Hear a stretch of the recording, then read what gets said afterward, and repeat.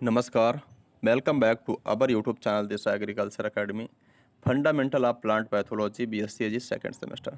Guys थोड़ा स्वास्थ्य सही नहीं था, जिसके कारण मैंने बहुत प्रयास किया लेकिन आपकी कल क्लास नहीं दे पाया। इसके लिए आप सभी से यार माफ़ी चाहता हूँ। लेकिन फिर भी आपके लिए लगभग 25 क्वेश्चंस ऐसे लेके आया हूँ जो परीक्षा के अति संभावित प्रश्न हैं, एग्जाम में आ सकते हैं। इसलिए आपको वीडियो पूरा देखना चाहिए। कंटिन्यू करते हैं क्लास को। टेलीग्राम चैनल जिसने ज्वाइन नहीं किया, टेलीग्राम चैनल को ज्वाइन कर लीजिए, लिंक डिस्क्रिप्शन में दी गई है। क्वेश्चन नंबर फर्स्ट, पादप रोग विज्ञान के पिता कौन है बच्चों? पादप रोग विज्ञान के पिता किसको बोलते हैं? तो Anton de Bary. Anton de Bary को पादप रोग विज्ञान का पिता बोलते हैं। या आपसे पूछ सकता है कि विश्व में पादप रोग विज्ञान के पिता कौन है, तब भी आपको एंटोन डी बेरी ही बताना है। अगर भारत में पादप रोग विज्ञान के पिता की बात करें, कहाँ पे बच्चों? भारत में पादप रोग विज्ञान के पिता की बात करें तो आप ईजे बटलर को सही करके आएंगे और आपका उत्तर सही हो जाएगा। Question number 2, fungi and disease in plant. ये काफ़ी इंपॉर्टेंट है। E J Butler, fungi and disease in plants, ये पुस्तक किसकी है? तो ये है ईजे बटलर की। इसके बाद क्वेश्चन नंबर हम लोग चलेंगे थर्ड की तरफ। बॉर्डियक्स मिक्सचर की खोज किसने की? ये भी काफ़ी इंपॉर्टेंट है और कई बार एग्जाम में क्वेश्चन से रिपीट हुआ है कि बॉर्डियक्स मिक्सचर की खोज किसने करी थी बच्चों? तो ये की थी मिलार्डेट ने। अगला प्रश्न आ सकता है, आपसे पूछ सकता है कि बॉर्डियक्स मिक्सचर की खोज किस बीमारी पर की गई थी? यानी जो बोडो मिश्रण है, इसकी खोज की गई थी और किस बीमारी पर करी गई थी? तो अंगूर की बीमारी होती है डाउनी मिल्ड्यू। एक बीमारी लगती है अंगूर में, डाउनी मिल्ड्यू, और यह बीमारी प्लाज्मोपोरा विटिकोला नामक कवक से लगती है अंगूर में। तो डाउनी मिल्ड्यू आप ग्रेप जो लगता है बीमारी, इसी बीमारी पर ही, इसी के रोकथाम के लिए जो है बॉर्डो मिश्र की खोज करी थी मिलार्डेट ने। जीवाणु विज्ञान के पिता के नाम से किसको जानते हैं? जीवाणु विज्ञान के पिता यानी फादर ऑफ बैक्टीरियोलॉजी किसको जानते हैं बच्चों? ये काफ़ी इंपॉर्टेंट है, तो देख लो आप अच्छे से। टीजे बरेल को जानते हैं। किसको? टीजे बरेल को, क्योंकि इन्होंने जो है fire blight of pear and apple, fire blight of pear and apple यानी सेब और नाशपाती का दंग अंगमारी रोग की खोज करी थी, जो कि एक जीवाणु के द्वारा होता है, एरेबेनिया एमाइलोवेरा। एक जीवाणु है और इससे पहला जीवाणु जनित रोग था जिसकी खोज करी थी इन्होंने, टीजे बरेल ने। इस कारण उसको फादर ऑफ बैक्टीरियोलॉजी भी बोलते हैं। बच्चों, विषाणु में क्या होता है? जो हमारा वायरस है, जो विषाणु है, इसमें क्या क्या पाया जाता है? तो विषाणु में आरएनए और डीएनए दोनों पाई जाती है। जो हमारा प्लांट वायरस होता है उसमें आरएनए प्रेजेंट होती है। जो हमारा प्लांट वायरस है, जो पादप वायरस है, उसमें आरएनए पाया जाता है। और जो हमारा जंतु वायरस है उसमें डीएनए फाउंड होता है, यानी पाया जाता है। इसके बाद नेक्स्ट प्रश्न है हमारा, कवक की कोशिका भित्ति किसकी बनी होती है? ये काफ़ी इंपॉर्टेंट है। जो कवक की कोशिका भित्ति होती है वो काइटिन की बनी होती है। और जो कवक का अध्ययन है बच्चों, उसे बोलते हैं माइकोलॉजी, है ना। और जो कवक विज्ञान के पिता है उसको क्या बोलते हैं? माइकेली। कवक विज्ञान के पिता कौन है भाई? माइकेली। तो ये इतने पॉइंट आपको कवक से आने चाहिए। इसके बाद अगला प्रश्न काफ़ी अच्छा, क्वेश्चन नंबर 8, तो जीवाणु की कोशिका भित्ति बच्चों किसकी बनी होती है? म्यूरिन, फास्फोलिपिड और प्रोटीन। कोई भी ऑप्शन में आपको मिल सकता है देखने को। जो जीवाणु की कोशिका भित्ति होती है बच्चों, वो म्यूरिन, फास्फोलिपिड और प्रोटीन की बनी होती है।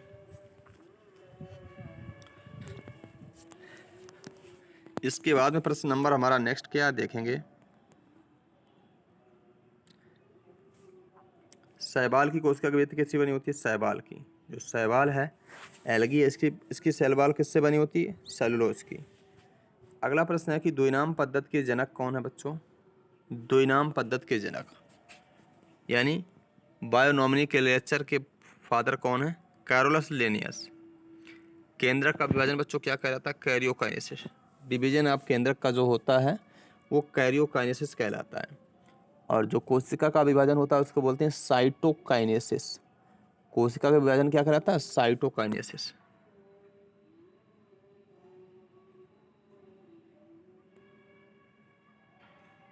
बंगाल में महामारी का मुख्य कारण क्या था? जो बंगाल में एक बीमारी आई थी धान की क्रॉप में, उसके कारण बंगाल में बहुत सारे लोग मर गए थे।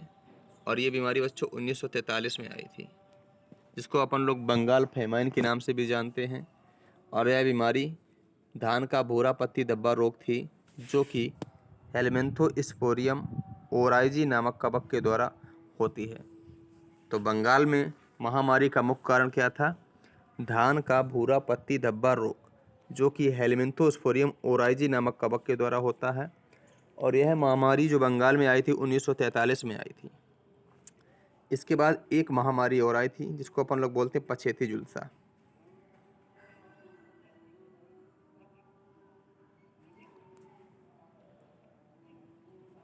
पछेती झुलसा बीमारी आलू से संबंधित है, इसको लेट ब्लाइट बोलते हैं। और यह बीमारी 1845 में आई थी बच्चों। कहाँ पे आई थी? आयरलैंड में। कहाँ पे आई थी? आयरलैंड में। इसके कारण बहुत सारे लोग मर गए थे। तो फाइटोपथोरा इन्फेस्टांस के कवक के द्वारा ये बीमारी होती है। ये पॉइंट भी आपको आना चाहिए। कवक विज्ञान के पिता बच्चों कौन है? माइकेली हैं। कवक और शैवाल के बीच की कड़ी किसे बोलते हैं? लाइकेन। जो लाइकेन है, इसको कवक और शैवाल के बीच की कड़ी बोला जाता है। क्वेश्चन नंबर नेक्स्ट, कंड कवक किस श्रेणी में आते हैं? अस्टिलग्नेल्स। जो कंड कवक है मतलब लूज वाले, इनका जैसे लूज स्मट हुआ है ना, जो लूज वाले हैं, जो कंड कवक हैं, वो किस श्रेणी में आते हैं? अस्टिलग्नेल्स। रोग त्रिकोण में कौन कौन से कारक जिम्मेवार होते हैं बच्चों? डिजिट ट्राइंगल में। ये काफ़ी इंपॉर्टेंट है। तो यहाँ पे पोषक भी होगा, होस्ट भी होगा, है ना, रोग कारक यानी पैथोजन भी होगा, और इन्वायरमेंट भी होगा। ऑल यहाँ पे करेक्ट हो जाएगा उत्तर, आंसर करेक्ट हो जाएगा ऑल। इसके बाद नेक्स्ट,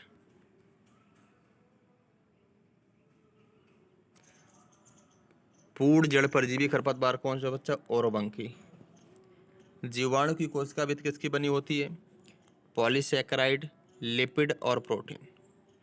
मोस्ट इंपॉर्टेंट, जीवाणु का अध्ययन कहलाता बैक्टीरियोलॉजी। और फादर ऑफ बैक्टीरियोलॉजी कौन? टीजे बॉरिल हैं। तो जीवाणु की कोशिका भित्ति बनी होती है बच्चों, किसकी बनी होती है? पॉलीसैकेराइड, लिपाइड और प्रोटीन की बनी होती है। ठीक है, चलिए। फंजाई एंड प्लांट डिजीज, ये पुस्तक किसकी है? ये काफ़ी इंपॉर्टेंट है, फंजाई एंड प्लांट डिजीज।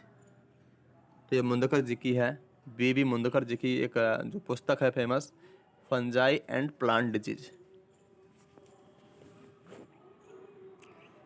जीवाणु का विभाजन मुख्यतः होता है, जो बैक्टीरिया है इसका जो विभाजन है वो मुख्य रूप से होता है। कैसा होता है इसमें? तो इसमें बच्चों द्विखंडन द्वारा होता है, यानी बाइनरी फ्यूजन इसमें होता है। कैसा होता है? द्विखंडन यानी बाइनरी फ्यूजन इसमें होता है। पेनिसिलिन की खोज किसने करी थी बच्चा? ये करी थी अलेक्जेंडर फ्लेमिंग ने। जो पेनिसिलिन है, अलेक्जेंडर फ्लेमिंग ने इसकी खोज की थी 1929 में। और ये एक एंटीबायोटिक है, प्रथम एंटीबायोटिक है। जो पेनिसिलिन है ये पहला एंटीबायोटिक है जिसकी खोज करी थी अलेक्जेंडर फ्लेमिंग ने 1929 में। और इस एंटीबायोटिक्स को जो तैयार किया था, जो प्राप्त किया था, वो पेनिसिलियम नाटेटम नामक कवक से प्राप्त किया था। ये एक्स्ट्रा पॉइंट है, इनको भी आप अच्छे से याद कर लेना। तो पेनिसिलिन क्या है? एक एंटीबायोटिक है, प्रथम एंटीबायोटिक है जिसकी खोज अलेक्जेंडर फ्लेमिंग ने की थी, 1929 में की थी। और इसे जो है पेनिसिलियम नाटेटम नामक कवक से प्राप्त किया गया था। तंबाकू के मौजिक विषाणु का क्रिस्टलाइजेशन किसने किया? तंबाकू है, इसके मौजक विषाणु, यानी जो तंबाकू में मौजक बीमारी लगती है किसके द्वारा लगती है? विषाणु के द्वारा करती है। और विषाणु का जो क्रिस्टलाइजेशन किया वो किसने करा? स्टैनले ने करा। किसने करा? स्टैनले ने करा बच्चों। ठीक है,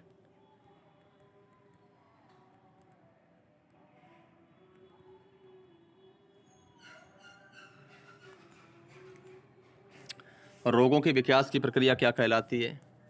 डेवलपमेंट जो डिजीज का होता है वो प्रक्रिया क्या कहलाती है?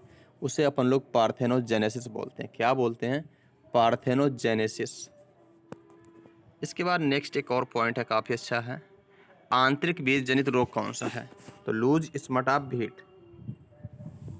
ठीक है ना, कंडुआ बीमारी है, आंतरिक बीज जनित होती है, इंटरनली सीड बॉर्न डिजीज। अगर आपसे पूछे कि एक्सटर्नली सीड बाउंड डिजीज कौन सा होता है, मतलब बाहरी रोग जनित एक्सटर्नली सीड बाउंड बीमारी कौन सी होती है बच्चों, तो कवर्ड स्मट ऑफ बार्ले, जो जौ का कवर्ड स्मट होता है वो बाहरी होता है, एक्सटर्नली होता है, और गेहूं का इंटरनली होता है। दो क्रियाशील केंद्रकों का समागम क्या कहलाता है, कैरियोगैमी। प्यारे बच्चों, जब दो क्रियाशील केंद्रक आपस में गमन यानी मैटिंग करते हैं, समागम, उसको क्या बोलते हैं, कैरियोगैमी। जब ठीक है, सैक कवक किसे बोलते हैं, सैक फंगजाई को किस नाम से जानते हैं, एस्कोमाइसिटीज। जो सैक कवक होते हैं बच्चों, जो सैक कवक होंगे उसको अपन लोग एस्कोमाइसिटीज के नाम से जानेंगे। पूर्ण थैलस के जननांगों में परिवर्तित को क्या कहते हैं, पूर्ण थैलस अगर जननांगों में चेंज हो जाता है बच्चों, उसे क्या कहते हैं, उसे बोलते हैं होलोकार्पिक, उसे बोलते हैं होलोकार्पिक। क्या बोलते हैं, होलोकार्पिक। और एक और बहुत अच्छा प्रश्न है, नववेदित विधि से उत्पन्न बीजाणु क्या कहते हैं, नववेदित विधि से उत्पन्न बीजाणु को बच्चों क्या बोलते हैं, ब्लास्टोस्पोर्स बोलते हैं। क्या बोलते हैं, ब्लास्टोस्पोर्स।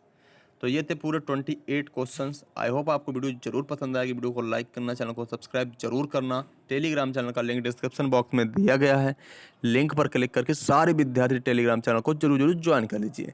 मिलते हैं नेक्स्ट वीडियो में नई जानकारी के साथ में। नमस्कार, थैंक्स फॉर वॉचिंग।